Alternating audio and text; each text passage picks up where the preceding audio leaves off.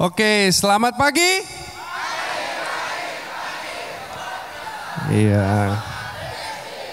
Oke, ini buat saya kalau Anda challengers, saya ini ditantang di challenge yang paling susah, bawain materi yang sangat garing di sore hari.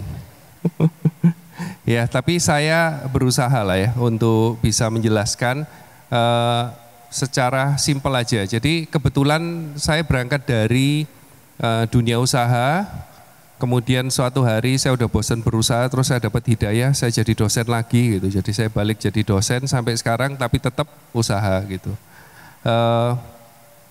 Satu hal yang kalian harus tahu bahwa dari tadi pembicara dari Lemhanas gitu ya, bingung kan ya Lemhanas itu apa ya? Lemhanas itu semua pimpinan, jadi Indonesia itu menyediakan sekolah untuk pemimpin di Indonesia. Ini sekolahnya sekolah tertinggi di Indonesia yang disediakan oleh negara namanya Lemhanas. Dan orang-orang di Lemhanas yang sekolah sana itu diseleksi untuk jadi think tanknya presiden. Jadi arah kebijakan negara semua itu ada di sana. Makanya di dalam itu ada TNI Polri, ada ASN, terus ada sipil. Nah saya itu termasuk yang orang sipil terpilih. Mungkin satu angkatan cuma 5 orang sampai 3 orang yang dari sipil yang terpilih. Jadi yang luar biasa adalah baru di season 14 ini, itu para challengers diberikan materi-materi kebangsaan. Ya, jadi kalian beruntung sekali dapat sumbernya dari Lemhanas pengajarnya, di mana itu satu-satunya lembaga di Indonesia yang spesialisasi sama 4 konsensus bangsa. Ya, jadi kalian dapat pengajar yang dari sumbernya, kalian dapat materi, dan belum ada di Indonesia entrepreneur competition yang memasukkan unsur-unsur kebangsaan. Jadi tepuk tangan untuk DSC ya, luar biasa sekali. Oke, kita kembali tata kelola. Nah ini pertanyaan tadi kayaknya banyak nyinggung-nyinggung tata kelola gitu ya. Nah saya akan mulai. Saya suka quote-nya tata kelola. Oh yang belum follow saya di Instagram, itu Instagram saya, Arif Budiman IDN. Jadi kalau mau tanya nanti bisa DM saya. Tata kelola ini saya suka sekali quote-nya dari diplomat 2 minggu lalu. Kepiawaian dalam tata kelola menjadi bentuk karakter penting untuk menyusun strategi hingga membentuk karakter bangsa yang kuat. Ini saatnya berkarya bersama untuk Indonesia. Kenapa kalian dianggap bisa meng-create strategi pembentukan karakter bangsa yang kuat? Ada yang tahu nggak? 98% bisnis di Indonesia itu dikuasai oleh mikro, kecil, dan menengah. 93% itu mikro dan kecil. Batasnya berapa? 50 miliar setahun. Ya, berarti kalian itu kalau omsetnya belum 2 miliar dalam 1 tahun, itu masih dianggap mikro. Ya, 2 sampai 5 itu dianggap kecil. Ya, itu bisa dilihat di PP nomor 7 tahun 2021, jelaskan skala usaha. Nanti dibaca, kalian masuk kategori mana? Karena apa? Tadi ngomongnya aturan, banyak peraturan yang memudahkan kalian di kategori tertentu. Ya. Nah, kalian adalah pahlawan ekonomi yang sering saya lihat di generasi sekarang itu rentan, gampang putus asa, baperan, ya, baperan. Jadi saya lihat nih karakternya kalau nggak dibentuk, jangan ngomong bangsa deh, usaha kalian nggak bakal sustain, ya.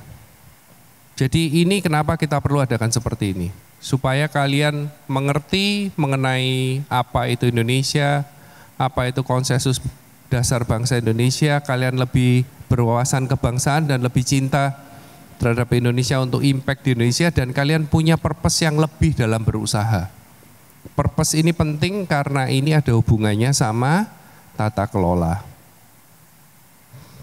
Oke, Orang bisnis kira-kira mimpinya ini nih. Ada yang sukses, ada yang untuk kepuasan, ada yang untuk kebahagiaan, ada yang merasa value, ya, ada yang ya, karena entusias tertarik terhadap sesuatu gitu ya. Kalian yang mana? Pasti ada salah satu daripada ini, benar kan ya? Betul. Yang nggak masuk di sini itu, oh masuk sih, pingin kaya, sukses. Tapi parameter sukses beda-beda. Ya, kalau mau ini terjadi, ada riset yang menyatakan bahwa dalam waktu 2 tahun usaha yang survive itu tinggal berapa? 50%. Dalam 5 tahun bisnis yang sisa totalnya tinggal 5%. Berarti apa? Rata-rata orang untuk sukses harus bekerja 20 kali bisnis. Ya. Tapi kalau kalian ngerti caranya nggak perlu. Karena banyak kesalahan-kesalahan orang itu sudah bisa kita pelajari. Oke. Nah, kalau ngomong tata kelola, itu kita ngomong fondasi. Ya. Jadi kalian tahu kalau di ujung tombak itu ngomongnya marketing and sales. Terus ada bagian operasi itu mungkin yang produksi. Oh, slide-nya nanti bisa diminta, nggak usah khawatir. Catat yang penting-penting aja. Ngomong produksi, ngirim, packing, ya, pembelian. Kemudian di belakangnya ada keuangan. Keuangan ini kayak nafasnya perusahaan nih. Kalau nggak punya uang nggak bisa beli, nggak bisa apa-apa ya. Di bawah setelah tahu kondisi keuangan bisa dianalisa ada namanya strategi. Di bawah strategi itu ada governance, tata kelola. Jadi kalau perusahaannya kelihatannya sukses, tapi fondasinya rapuh seperti menara Pisa, miring, siap jatuh. Ya. Nah, bayangannya seperti ini, kalau marketing and sales itu kalau GPS, Google Map-nya, operation itu mungkin engine-nya ya, finance itu duitnya, strateginya itu dashboard, governance ini adalah drivernya. Ya. Bagaimana Anda mengemudikan perusahaan ini dengan rambu-rambu yang ada. Oke, nah kemarin presentasi yang kita lihat tuh banyak yang ngomong SDG bener ya, Sustainable Development Goal, ada yang 10, ada yang 3, ada yang 21. Kalau ngomong governance, itu ngomongnya ESG bukan SDG. Karena matriks dari perusahaan itu ESG. ESG itu apa? Environment, social, sama governance. Jadi apapun yang Anda lakukan itu ngelihatnya dari sisi environment, social, sama governance. Tujuannya apa? Untuk mendapatkan triple bottom line. Namanya people, planet, profit. Ya, terjadi kesimpulan. Jadi keuntungan di ini. Nanti bisa search di Mbah Google triple bottom line ESG. Ya. Nah, bedanya sama SDG apa? Pasti tanya gitu kan? SDG itu dipakai untuk metrik impact-nya. Jadi kalau kalian ngomongnya langsung metrik impact-nya, ESG-nya nggak tahu apa, percuma. Ya, jadi harus mulai dari namanya ESG. Ya.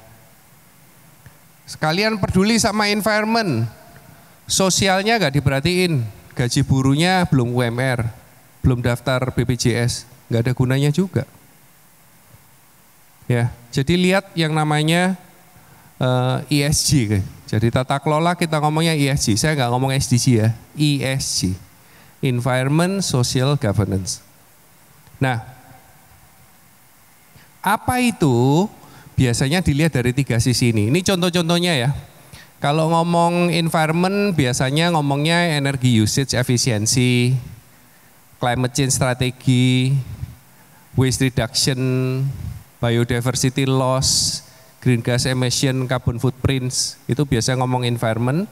Atau misalnya mengelola limbah dalam perusahaan, ya. Sosial itu ya kalian bayarnya sesuai enggak dengan undang-undang ada equality, kesempatan yang sama antara laki perempuan, beda edukasi, benefitnya karyawan, tempat kerjanya itu aman dan sehat enggak, community engagement-nya bagaimana, supply chain partnership responsible-nya bagaimana. Jadi enggak mikir di kalian, tapi partnernya Anda itu suppliernya, distributornya apa sudah comply, ya. Terus comply sama labor law enggak? Jadi sosial itu aturan perburuan. Jadi sosialnya itu lihatnya inward. Dulu baru outward, ke dalam dulu baru keluar. Kebanyakan biar kelihatan keren ngomongnya keluar semua kan. Kita memberdayakan janda-janda, kita ini. Come on, investor nggak peduli. Investor itu kalian menjalankan tata kelola yang baik, nggak lihat ISG-nya. Nah, hari ini saya akan menjelaskan di sisi governance-nya, tata kelola di sisi kanan. Ya, ngomong soal corporate governance itu tata kelola dalam perusahaan Anda, risk management, compliance itu tata aturan, etika bisnis praktisnya bagaimana, menghilangkan konflik dan konflik of interest ya, interest yang beda kayak MK itu dituduh konflik of interest ya karena keluarga ya, contohnya gitu. Transparansi sama integrity dilihat. Jadi misalnya apa? Pada saat harga bahan baku naik, kalian nggak naikkan harga tapi ngurangi ingredients. Itu nggak boleh, biasa itu. Kalau harga daging naik, makan martabak isinya sayur semua gitu ya, itu nggak boleh. Itu governance-nya jelek. Ya, oke. Nah, itu teorinya bahasa Inggrisnya ya. A system of rule, practice and process by which firm direct and control. Itu bahasa keren teorinya. Kalau diterjemahkan itu ada 4, yang paling penting yang paling atas. Tata kelola perusahaan adalah struktur dan aturan, praktek, proses yang digunakan untuk mengarahkan dan mengelola sebuah perusahaan. Ya, itu yang paling penting itu. Terus ada ngomong kekuatan utama dewan direksi dalam mempengaruhi tata kelola bagaimana. Kalau buruk itu bisa menghancurkan operasi dan probabilitas perusahaan. Prinsipnya adalah akuntabilitas, transparansi, keadilan, tanggung jawab, dan manajemen risiko. Ya, tata kelola itu fokusnya sama manajemen risiko, mengambil keputusan. Ya, sudah dan itu bisa mendrive semuanya, termasuk profit, termasuk sales, termasuk loyalty. Ya, saya sering dapat komplain kalau pegawainya atau timnya agensi keluar masuk, betul nggak? Benar nggak? Tim yang agensi nggak tahan lama, pindah kerja gitu ya. Karena apa? Tidak itu, mungkin nggak transparan atau tata kelola perusahaan nggak bagus. Ya, ngomongnya impact SDG tapi di dalamnya nggak ada yang bisa dirasakan. Ya, oke. Sampai sini, ngerti ya? Oke, nah ini kemarin Dianu lucu ini. Rungkat mbah, yo idem. Jadi McDonald, KFC, sama Starbucks itu diblokir gara-gara dianggap membela Israel. Terus pengusaha yang di sebelah bilang, bisnis apa tuh dah? Sering banget kena boykot, mending gue ilegal. Dosa tapi aman dari boikotan ormas. Kira-kira tata kelolanya bener apa salah nih? Dewa di sebelah kanannya.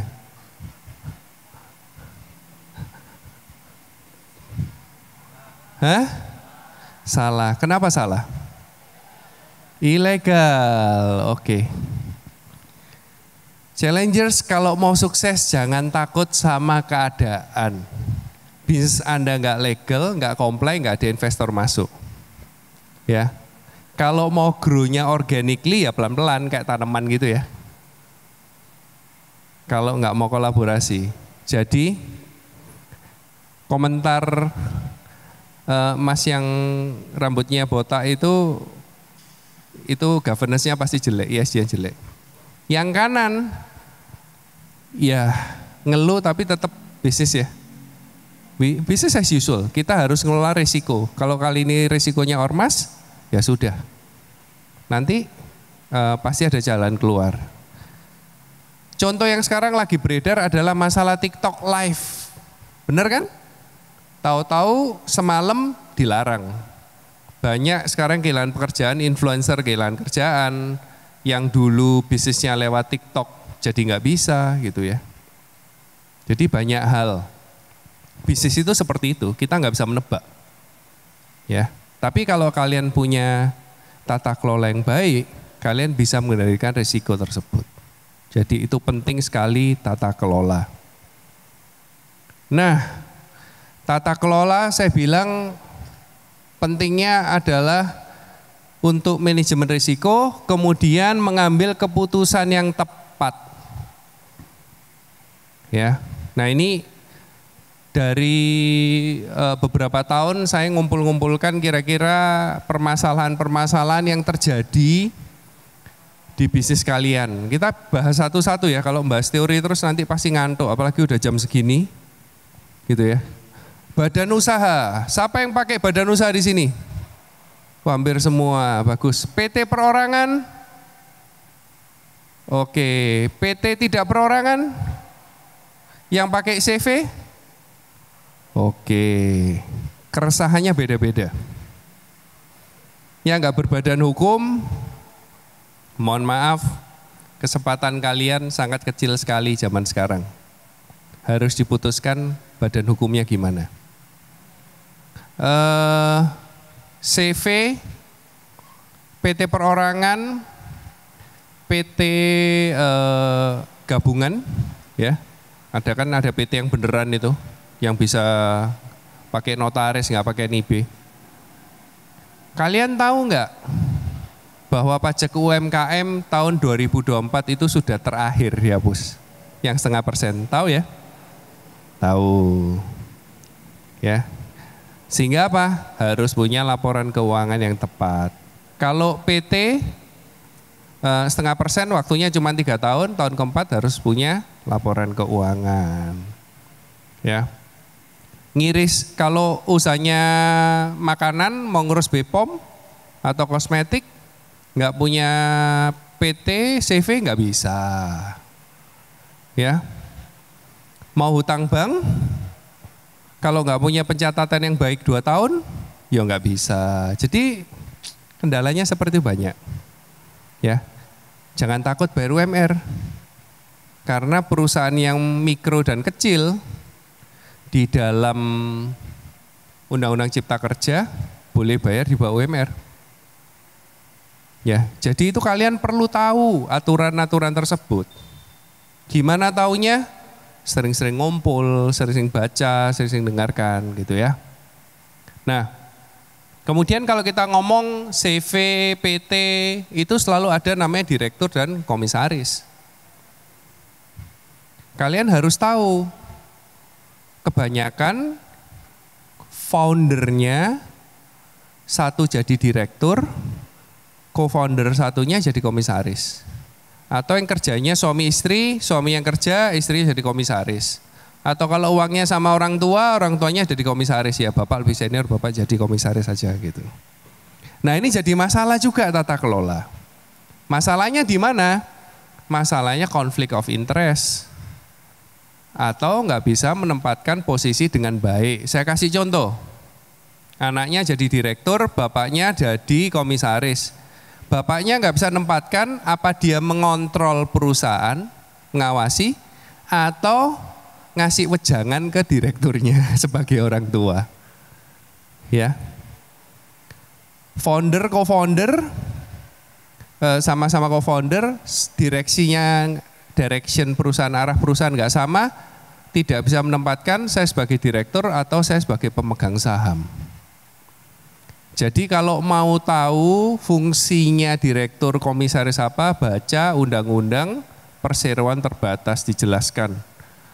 Tahu nggak kalau kalian jadi direktur, tidak menjalankan dengan baik, PT itu kan asetnya dipisah ya dengan perorangan dengan badan ya. Kalau kalian itu tidak menjalankan baik, kalian bisa dituntut sampai aset pribadi. Ya. Jadi harus tahu batasan-batasan. Komisaris yang tidak pernah mengawasi cuma namanya saja bisa dituntut harta pribadinya juga. Atau komisaris, namanya komisaris kerjanya jadi direktur. Sama juga kayak Pak Ahok itu komisaris Pertamina rasa dirut ya itu bisa kena itu dia. Ya, jadi batasan-batasan itu harus tahu. Nah, yang tiga yang sering saya lihat adalah masalah keuangan perusahaan dan keuangan pribadi. Ya. Direkturnya Anda jadi direktur tidak dibayar tapi ngambil uang perusahaan seenaknya. Kalau butuh ngambil, kalau butuh ngambil. Tata kelolanya jelek. Ya. Ada yang jadi founder co-founder minta investasi dari orang lain invest, dia cash out. Sebagian harus untuk saya dong, saya bangun perusahaan ini, masa saya nggak dapat apa-apa gitu, selalu ngomongnya gitu. Pertanyaannya adalah orang invest itu invest ke kalian atau invest ke perusahaan? Kalau investnya perusahaan ya itu uang perusahaan, kalian itu akan memiliki namanya perusahaan yang lebih besar, lebih kaya, lebih banyak duit gitu. Bukan masuk ke kantong kita. Kalau kalian mau jual saham kepada investor, ya, kalian terima duit, iya, tapi dipotong pajak penghasilan. Jadi harus ngerti tata kelola ya. Terutama urusan pajak itu harus matanya terbuka untuk urusan pajak. Sering kejadian juga uang perusahaan sama uang pribadi. Saya ngambil gaji kecil Pak, di sini cuma 3 juta. Oh iya gitu. Begitu diaudit, kok 2 tahun sekali ganti iPad paling baru. Kok beli laptop gitu. Jadi untuk kerja gitu. Alasan justifikasinya ada, tapi itu bisa diterima enggak? Governance-nya ada enggak? Ada policy-nya enggak? Ya. Masnya saya ingat bikin senar ya. Tahu-tahu nguarin dari perusahaan jalan-jalan ke Spanyol, studi banding senar di Spanyol gitu, ngajak keluarga gitu, uang perusahaan dipakai, itu nggak boleh. Ya, tata kelolanya harus tahu. Pencatatan yang accountable. Kebanyakan tiap kali saya mentoring season-season sebelumnya, kalau dimintain laporan keuangan, AU gitu. Kemarin waktu suruh submit pitchingnya yang ngelampirin laporan keuangan juga nggak banyak. Sudah punya laporan keuangan belum? Kalau sudah, pencatatannya sudah betul belum? Kalau masih nggak ngerti, cari kampus terdekat yang ada jurusan accounting, minta dibantu. Sekarang itu ada namanya mahasiswa Merdeka Belajar. Itu bisa magang di tempat kita 4 bulan, tinggal ngasih uang saku, ngajarin kita dan ngerapikan accountingnya. Kalau kalian nggak punya laporan keuangan yang baik, itu kayak nyetir mobil nggak ada dashboardnya, bensinnya habis nggak tahu, jualannya banyak tapi nggak ada uangnya, ya. Jadi itu penting sekali kalau kita ngomong pencatatan yang accountable, bisa dipercaya ya. Jadi yang ditulis itu betul. Yang kemarin saya lihat waktu Challengers bikin presentasi pitching itu, saya lihat kalau kalian sudah ngomong sama orang accounting, akuntansi, pasti hasilnya lebih bagus. Ya. Memberikan piutang, utangan sama supplier itu tulis loan. Artinya Anda hutang. Gitu. Jadi begitu lihat analisa keuangannya kok nggak masuk akal. Oh enggak Pak, ini kita ngutangi. Oke, istilahnya salah. Ya. Ini menjadi sesuatu yang kurang bagus governance-nya. Karena apa? Bahasa dari bisnis menurut Warren Buffett adalah accounting. Kenapa? Bahasanya sama semua. Sudah ada standarnya, bisa saling di-compare. Ya, jadi accounting itu sangat penting sekali. Yang kelima, kita ngomong soal pajak. Banyak yang takut bayar pajak. Siapa yang takut bayar pajak? Siapa yang sudah bayar pajak? Wih, luar biasa. Oke, yang nggak bayar pajak tapi bikin laporan SPT siapa? Oke, bagus. Mulai dari situ. Ya, tahun depan malah enak. Perusahaan akan pajak akan membuat kalian otomatis laporannya tinggal disetujui atau disanggah. Ya, jadi akan lebih enak. Ya, pajak itu perlu. Legal compliance itu kemarin tadi saya dengarnya izin susah, ini susah, anu susah ya. Bener ya? Bedanya pengusaha sukses sama enggak apa tahu? Kenapa? Terima kasih Pak. Kalau pengusaha sukses itu lebih tahan banting. Jadi apapun halangannya pasti akan mencari solusi untuk mengatasi permasalahan itu. Oke. Perusahaan saya itu bergerak di bidang industri pertanian, di mana aturannya itu sangat kompleks sekali, aneh-aneh lah pokoknya nggak masuk akal.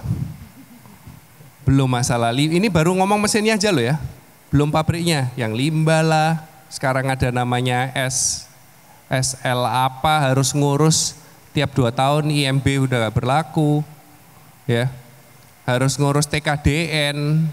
SNI, kita punya ISO, terus sekarang ada aturannya lagi K3, susahnya minta ampun. Tapi barang import bisa masuk, bayangin. Ya, karena SNI-nya ada yang wajib, ada yang enggak. Yang wajib enggak ada masalah, yang enggak wajib barang import masuk. Saya ngelihatnya apa? Pilihannya cuma 2 kok dari pengusaha. Kalau capek berhenti aja, kalau perlu pindah negara. Bener ini, bener. Kenapa banyak investor industrinya di Cina? Karena aturannya lebih gampang. Ya.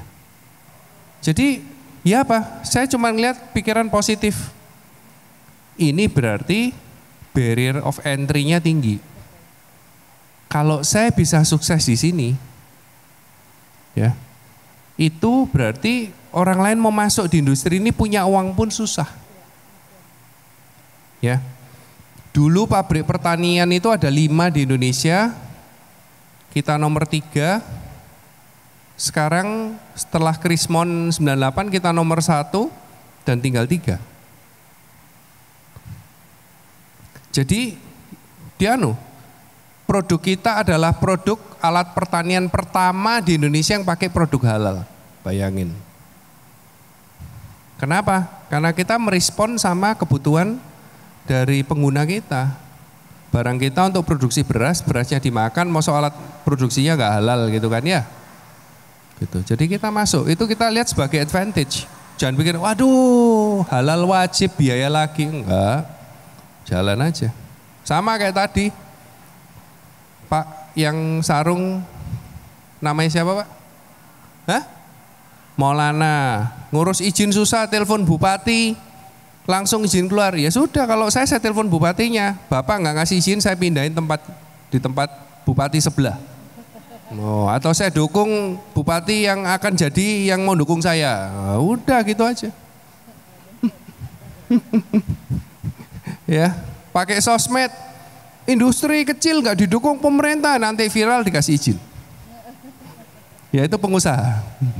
Pengusaha itu kalau ada tembok, itu bukan seperti banteng ditabrak ya. Tapi lewat atas, muter, lewat samping, seperti angin dan air. Ya, kalau mau sukses gitu, itu perlu resilience, ketahanan mental, kedisiplinan, punya purpose, punya tujuan, dan dalam menjalankan ada tata kelola yang baik. Ya. Terus SOP. SOP itu perlu. Misalnya, oh ini kejadian yang seru. Ingat nggak yang obat batuk yang bikin apa? Gagal ginjal ya. Itu karena bahan yang dipakai itu ada 2 jenis, satu untuk industri, yang satunya untuk medical. Harganya bedanya 10 kali, maka perusahaan-perusahaan ini banyak yang pakai yang murah.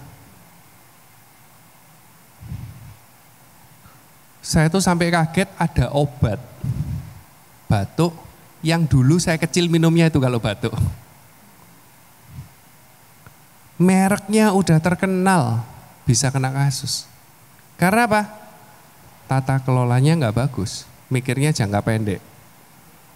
SOP-nya nggak ada.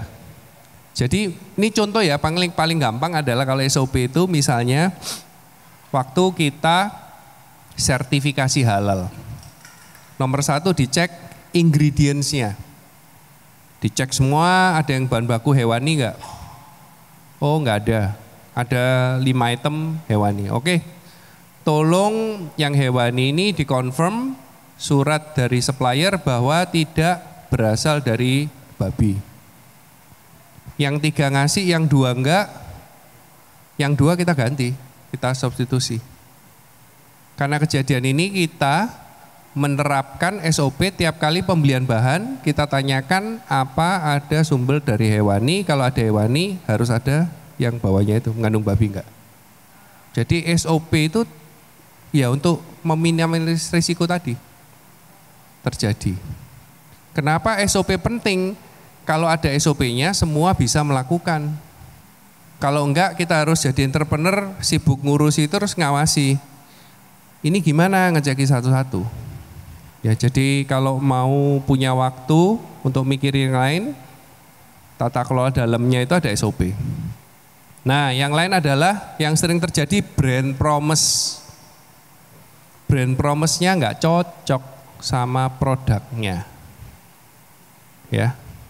Saya kasih contoh, ada yang bilang soal saya membuat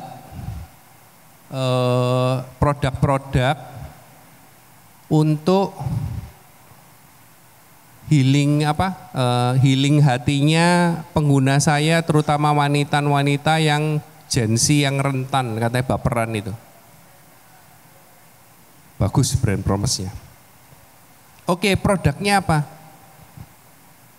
Casing handphone. Saya jadi mikir gimana casing handphone bisa bantu melegahkan orang baperan gitu ya. Saya mikirnya jauh dong. Wah, casing handphonenya ini dikasih aroma-aroma yang bisa menenangkan pikiran atau apa gitu ya. Atau ada hormon apa gitu. Oh enggak Pak. Kita pakai gambar-gambar yang lucu, pakai bear, pakai hati. Terus gambarnya apa? Bear love you gitu. Terus ada you are precious gitu. Saya bilang ini mah self love ya. Nggak ada hubungannya. Jadi brand promise-nya nggak cocok. Ya. Contohnya Toyota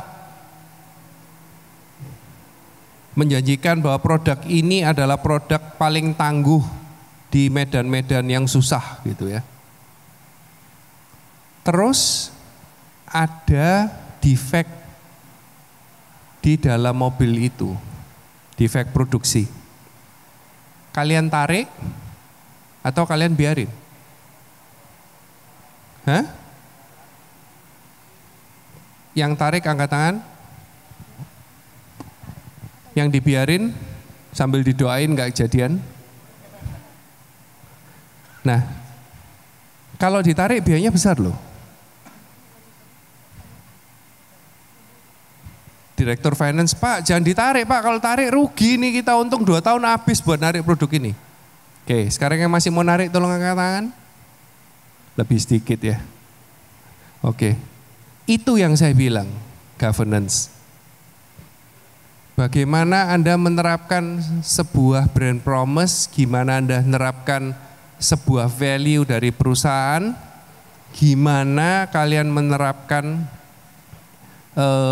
tata kelola yang baik untuk melaksanakan itu. Sehingga apa? Mungkin rugi di seperti ini pada saat ini, tapi pada saat customer ke depan itu tahu, dan itu harus komunikasikan ya, kalian melakukan itu, customer akan percaya, oh perusahaan ini tata kelolanya bagus. Sekali lagi kalau ngomong tata kelola itu namanya long game ya, mikirnya jangan panjang. Ya, kalau mikirnya jangan pendek, buka judi online, ya kan, pinjem sama temen 100 itu, nggak ada tata kelolanya, ditagih aja lebih susah gitu. Ya, jadi itu yang namanya tata kelola.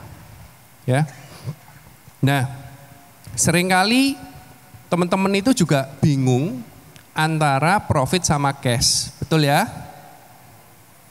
Di buku keuangan omsetnya gede, profitnya gede. Dicek di kas and bank cuman 10 juta. Uangnya kemana? Nggak tahu Pak. Ternyata dilihat larinya ke inventory, ya kan, stok, atau beli stok, atau tadi ngutangin ke customer atau dealer, uangnya belum terkolek. Nggak punya cash, kalian nggak bisa ekspansi. Mau bayar Instagram ad aja nggak punya. Buat bayar gaji karyawan nggak punya. Bagaimana?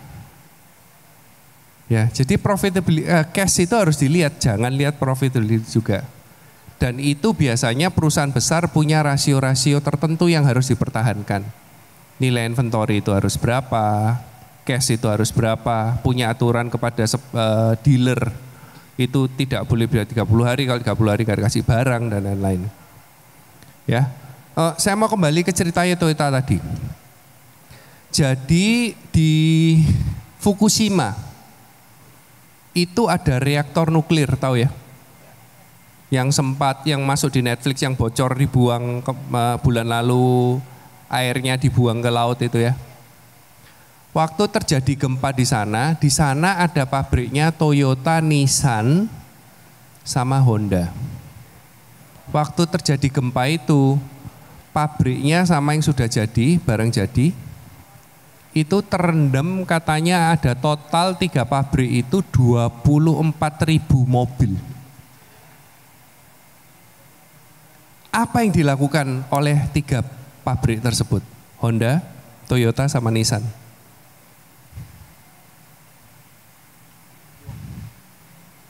Dibuang, bener. Dihancurkan semua, di recycle, diproduksi dari nol. Itu dia punya tata kelola yang bagus. Karena dia nggak mau risiko. Kalau itu sampai ke customer ada masalah, namanya jelek, memperbaiki lebih mahal, memperbaiki lagi mesinnya atau kendaraannya ya juga mahal gitu. Ya. Kalau di Indonesia mungkin dimasukin ke Bukalapak itu mobil second gitu. Ya. Tata kelola nggak ada, ya. Yang terakhir kita ngomong ESG. Ingat nggak ESG itu apa? Environment, Social, and Governance. Ya, ingat selalu 3 itu ya. Nah, ini contoh-contoh yang paling gampang. Pak, usaha saya masih kecil Pak, saya usaha kosmetik. Ya ini kecil-kecilan aja. Teman-teman sekalian, kalau hukumnya sudah pidana jangan main-main. Nggak masuk kantor polisi, kalian diperes, bisnisnya habis. Ya, teman saya satu ada yang seperti ini, saya kasih tahu, jangan. Oh kita kan udah ngurus di POM, ini masih proses. Kalau kena ya kita kan ngomong udah ngurus, nggak bakal ditindak, masuk penjara. Dijerat pasal Undang-Undang Kesehatan Perlindungan Konsumen sama di Cipta Kerja itu ada 15 tahun 1 miliar. 15 tahun dan denda 1 miliar. Ini maksimum ya. Anggap aja Anda dihukum 1 tahun, dendanya 100 juta. Anda udah jalani 1 tahun, nggak bisa bayar denda, tetap di dalam. Ya. Jadi jangan main-main kalau ngomongnya sudah pidana. BPJS itu ngomongnya nggak pidana. Penutupan teguran, peringatan, kemudian pencabutan izin. Kalau izinnya bayar mahal, ngurusnya susah, ya berarti nanti kalian dari nol lagi gitu loh. Ya. Nah, BPJS itu ada undang-undangnya. Setiap pengusaha wajib mengikut sertakan pegawainya di BPJS. Tapi ada jalannya juga lah, nanti itu belajar sama pengacara gimana caranya, ya. Oke, yang lain, pupuk. Kemarin ada yang bikin pupuk, pestisida, macam-macam. Itu kalau pupuk itu harus terdaftar, harus berlabel. Yang kedua, yang ngedarkan ditangkap bukan yang bikin. Karena orang boleh bikin pupuk pakai sendiri. Tapi kalau kalian jual, ngedarkan, kalian yang kena 6 tahun 3 miliar. Pestisida sama. Pak, produk saya diminta sama Dinas Pertanian, Pak. Dinas Pertaniannya suruh bikin surat pernyataan perjanjian risiko yang nanggung mereka. Sanksinya ini. Terus senjatanya polisi apa? Undang-undang perlindungan konsumen. Selalu. Ya. Izin itu kamu punya apa enggak? PT itu kamu punya apa enggak? Cash itu kamu punya apa enggak? Lagi diurus, nanti bakal masuk, itu sama dengan nothing. Kamu punya tim desain enggak? Oh iya Pak, kita sekarang lagi rekrutmen, ya berarti enggak punya gitu loh ya. Jadi jangan bikin alasan atau baper. Pilihannya apa? Kalau enggak suka enggak usah usaha, jadi pekerja aja. Atau kalau mau usaha tapi nggak seneng sama aturannya, pindah negara. Ya, ini contoh-contoh yang paling gampang. Nah, ini yang terakhir.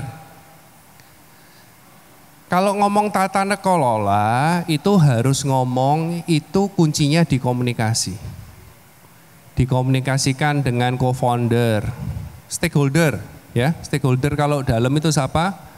Co-founder, direksinya, pengawasnya, komisarisnya, karyawannya, ya. Kemudian customernya. Kalian punya tata kelola yang bagus, tidak dikomunikasikan ke customer, nggak ada gunanya juga. Ya, kayak kalian punya produk kosmetik yang khusus untuk orang jerawatan, nggak dikomunikasikan, ngomongnya kosmetik tok bagus. Nggak ada gunanya. Semua ingredients alami, nggak dikomunikasikan, nggak ada gunanya juga. Begitu dikomunikasikan, orang dalam ngerti nih, bahwa kita itu alami untuk jerawat. Kemudian lihat karyawannya, Bu, jadi ini untuk kontrol ya. Bu, ini ingredientsnya malah promoting jerawat, Bu. Kenapa nggak diganti gitu? Kalau karyawannya nggak tahu, tata kelolanya nggak bisa. Ya, karena kita nggak bisa ngawasi semua 24 jam dan menjalankan sesuatu seperti yang ada di otak kita. Harus ada ya, aturan tertulis, hasil rapat, dikomunikasikan terus. Oke, 2 hal ini yang kalian harus ngerti kalau tata kelola. Pesan saya kalau semuanya lupa yang saya omongkan, ingat 1, namanya ESG tadi ya. Harus ingat, bukan SDG ya.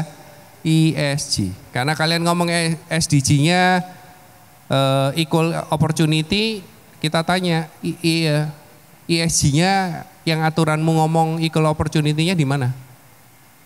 Gitu. Ya. Jadi yang nomor 1, Tata kelola dilihat dari E-nya apa?